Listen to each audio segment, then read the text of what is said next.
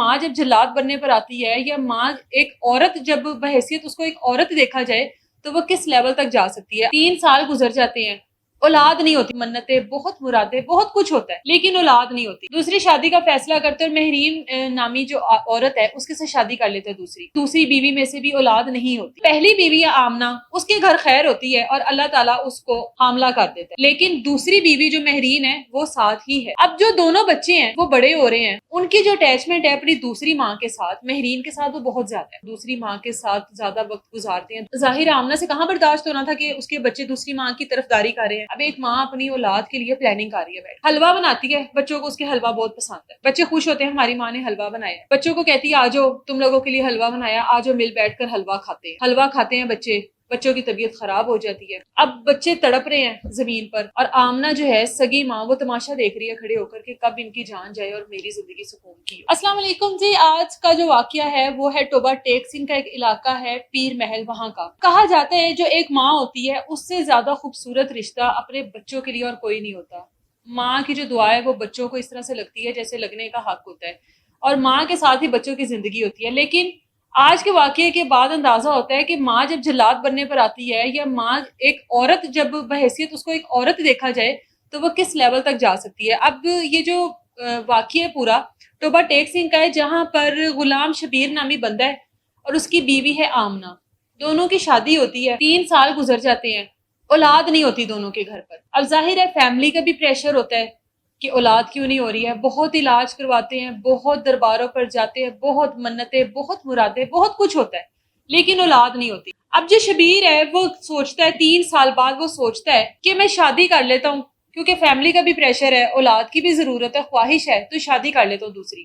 دوسری شادی کا فیصلہ کرتے اور مہرین نامی جو عورت ہے اس کے ساتھ شادی کر لیتے دوسری. اب اولاد کے لیے شادی کی ہے, لیکن افسوس کہ دوسری بیوی میں سے بھی اولاد نہیں ہوتی. کچھ عرصہ وہاں پر بھی گزرتا ہے, اولاد نہیں ہوتی. اب شادی تو ہو گئی 2.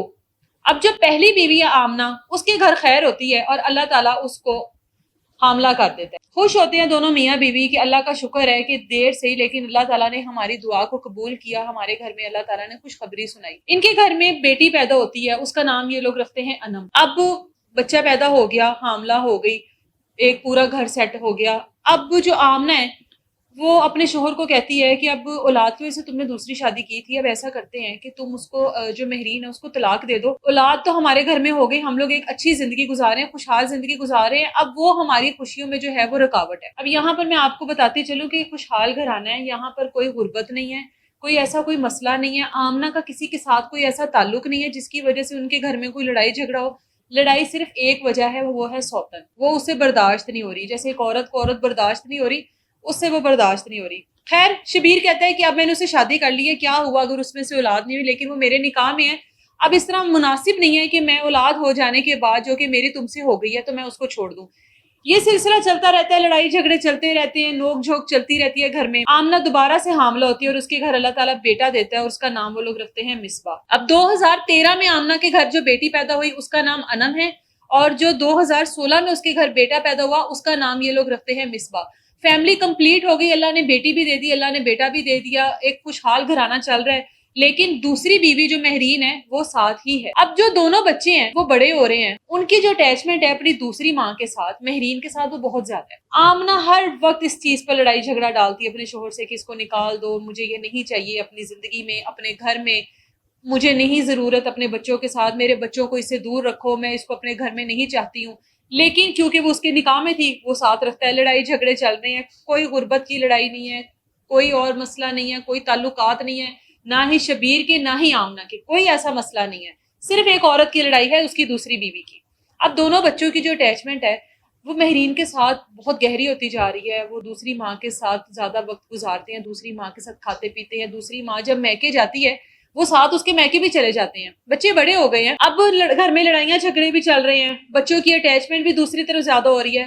اس دوران 4 بچے ہو گئے آمنہ کے. آمنہ 4 بچوں کی ماں بن گئی ہے, جبکہ مہرین جو کہ دوسری بیوی ہے اس کے گھر میں ایک بھی بچہ نہیں, اس کے گھر میں اولاد نہیں ہوئی. اب آمنہ سے یہ چیز برداشت نہیں ہوتی کہ یہ میرے بچے ہیں, میں ان کی سگی ماں ہوں, میں نے ان کو پیدا کیا, میں نے ان کی پرورش کی, یہ دوسری ماں کے پاس کیا کرنے جاتے ہیں. بچوں کو بہت روکتی ہے کہ تم لوگوں نے اس کے ساتھ بات نہیں کرنی, اس کے ساتھ کھیلنا نہیں ہے, اس کے ساتھ کھانا پینا نہیں ہے, اس کے ساتھ سونے کے لیے اس کے کمرے میں نہیں جانا. بچے سنتے تو ہیں لیکن عمل نہیں کرتے ہیں، ایک کان سے سنتے ہیں دوسرے کان سے نکال دیتے. ظاہر ہے بچوں کا بڑا فرینڈلی ماحول تھا مہرین کے ساتھ. اب آمنہ سوچتی ہے کہ یہ میرے بچے تو میرے ہاتھ سے نکل گئے ہیں، اس کے گھر اولاد بھی نہیں ہوئی پھر بھی اس نے میرے بچوں کو اپنے قابو میں کیا ہوا ہے.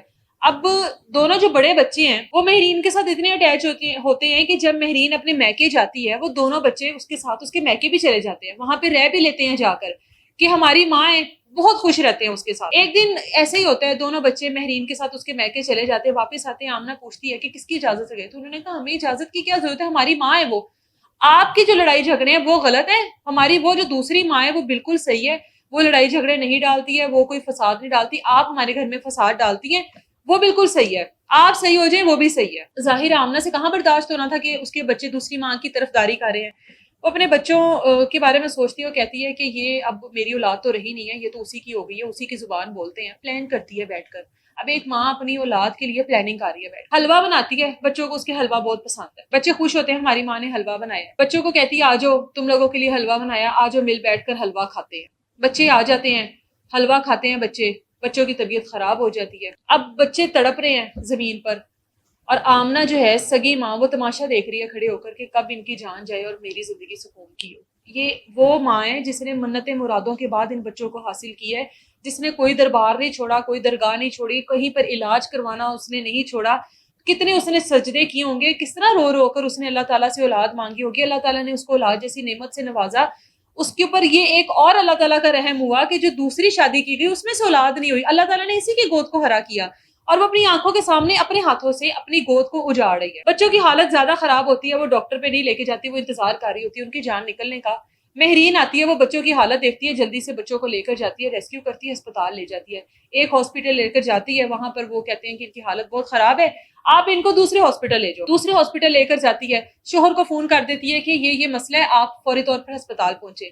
شوہر آتا ہے، جب تک شوہر آتا ہے دونوں بچے جان سے جا چکے ہوتے ہیں، دونوں بچے دم توڑ چکے ہوتے ہیں اس اذیت کو برداشت کر کر کے جو حلوے میں زہر ملایا گیا ہوتا ہے اور جس طرح سے وہ تڑپ رہے ہوتے ہیں، وہ دم توڑ چکے ہوتے ہیں. اب جو شبیر ہے وہ بڑا پریشان ہوتا ہے کہ یہ اس عورت نے میرے ساتھ کیا کیا ہے، میری اولاد کو اس نے ختم کر دیا ہے، قصور کیا تھا؟ دوسری شادی، اس کے تمام حقوق پورے کر رہا تھا، اس کو محبت دے رہا تھا، گھر کے تمام اخراجات اٹھائے ہوئے تھے، اس کی ہر خواہش کو پورا کر رہا تھا، اس کے بچوں کو تحفظات دے رہا تھا، اس نے میرے بچوں کے ساتھ کیا کیا ہے؟ اب یہاں پر وہ 15 پہ کال کرتا ہے، پولیس کو بلاتا ہے، پولیس کو سارا وقوع بتاتا ہے، FIR درج کرواتا ہے جس میں آمنہ کو نامزد کرتا ہے.